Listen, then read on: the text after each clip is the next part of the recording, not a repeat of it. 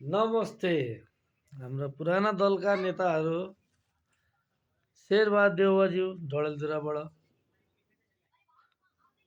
केपी ओलीज्यू झापा क्षेत्र नम्बर 5बाट,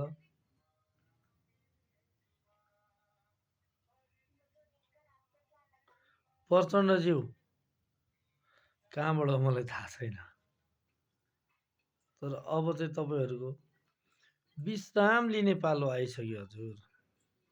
विश्राम लिनुहोस् न। अब कुनै नयाँ दलको पार्टीलाई दिनुहोस् के। राजनीति, राजसत्ता एमाले, काङ्ग्रेस, माओवादी मात्रै कति चलाउने के। कहिलेकाहीँ नयाँ पार्टीलाई पनि दिनुहोस्।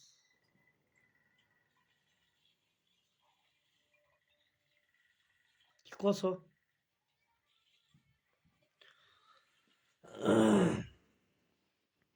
भोट माग्दाखेरि चाहिँ जसले आउने, अर्को पनि आउने, हातै जोड्ने। ए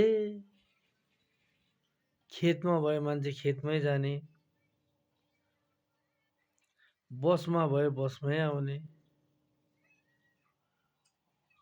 भोट माग्दाखेरि चाहिँ सबैले सबैलाई चिन्ने। नमस्ते। यताको नमस्ते डडेलधुरातिर ढोकिदिए हजुर। योपालिको भोट मलाई है। यसपालि चाहिँ जिताउनुपर्छ है हजुर। तपाईँको समस्या के छ भन्दै सोध्दै आउने। भोट दिइसकेपछि, कुर्ची पाएपछि अनि त्यहाँबाट के हुन्छ?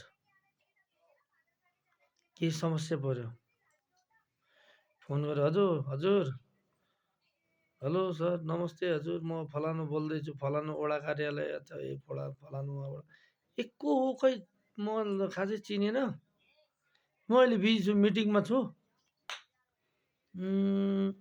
भोलितिर फोन गर्नु न भन्यो। फोन काट्यो। त्यो भोटरको मन कति रुन्थ्यो होला, कति रुन्थ्यो।